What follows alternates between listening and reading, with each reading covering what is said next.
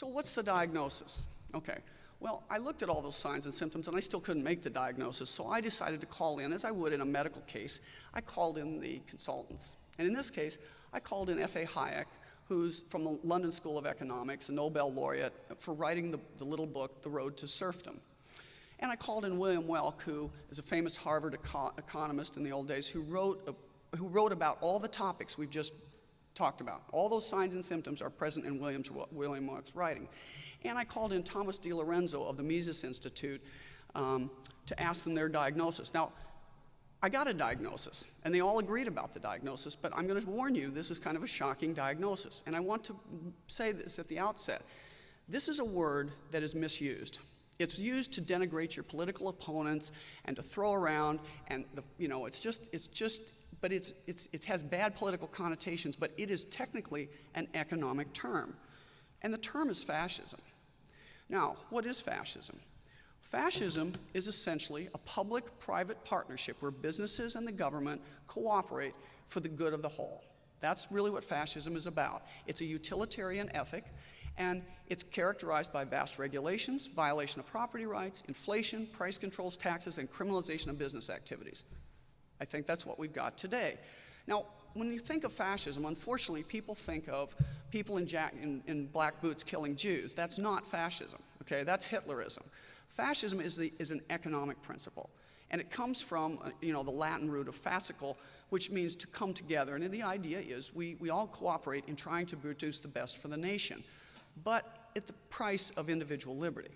Now, there were 3 countries that were fascist economies last century. They were Germany, Italy, and everybody forgets this one, Spain. So for the rest of this talk, I want you to kind of forget the Nazi symbol and the red and the black and all that sort of stuff, and concentrate for a moment on Spain so that you kind of dissociate the word from that visual image. Now, the question is, well, and F.A. Hayek, when he wrote The Road to Serfdom in 1928, F.A. Hayek, at that time, 55% of the German economy was controlled through regulation by the government. They don't take the corporations like they do in a communist society. They leave you with the appearance of private property, but they direct how you're going to use it.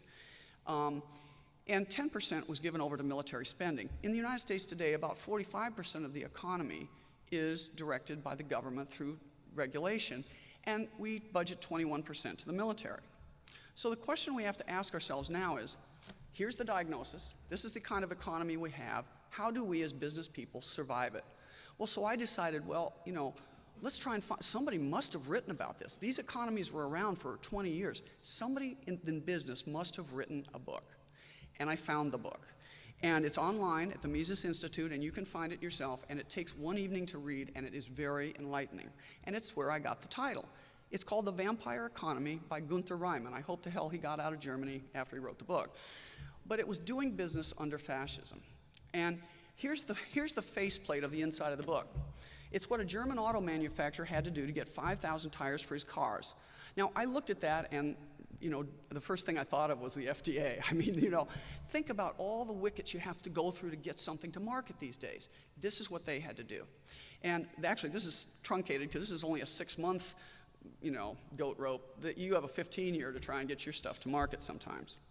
But, they had to go to all these different bureaus and all these different places to get 5,000 tires. Now, in a free market, how are businesses organized? Well, the big guys in a free market business are the sales manager and the purchasing agent, because you buy and you sell. That's what free market businesses do, or they produce and sell. Well, what happened under fascism is, in this highly regulated environment, they were still in the company, but they were kind of off in the corner, and the big part of the company became public relations, the legal arm, and the government interface. Now, I don't know how many of you have been in a hospital recently, but I am not exaggerating when I tell you that the space for patient care has been dwarfed by the space for government compliance. This is exactly what's happening to us in medicine. We have, public relations to make everybody feel better about what they're doing, so that when they hear bad news about us from the government, then there's kind of offsets that. Now, in those days, businesses had to hire a contact man. What Fortune 500 company today does not have a former politician on its board? I bet there's not one. They have to try and work through the wickets of government. You guys are all, I know, aware of this. And companies join together for safety. And we see this a lot. You know, the small companies are not able to survive a highly regulatory environment. They have to group together in some form, either as a cartel of kind of separate companies with one board, or in some other form, they hire an external legal arm and they band together to try and lobby and appease the government. You know, I think we see that. And then there's another thing that happened is that companies would camouflage their own private interest as something good in the German case. We're doing it for the Volk, okay? In our case, we see companies doing this and convincing you that we're going green, right? I mean, I can remember a few years ago when some fast food guy decided he made a big deal about it. He went to paper cups, but not because, you know, in your mind, it was cheaper for him, but because it's the green solution. Because that kind of appeases the guys in government these days. It's just the new hot thing. The Germans and the Italians and the Spanish businessmen were also subject to economy of coercion. They were forced to invest in stuff that, given their own choices, they would not have invested in. And they were given incentives for unwanted investments. You know, I think we also see that today. And of course, the vampire government meant more bureaucracy, more bureaucrats, and they became a privileged class. Now, let me tell you what I just found out from my local banker. It used to be, and we have this in our country today, it used to be that if you didn't pay back the government for something, like a student loan, the government would go to court, and they would then have your employer garnish your wages. I had to do that for one of my employees once. But now they're going to the private bankers. The courts aren't running it, the private bankers are, and they're taking it out of your accounts. Now, what the banker told me is that if you're a private citizen, they'll take it directly out of your account and send it back to the government.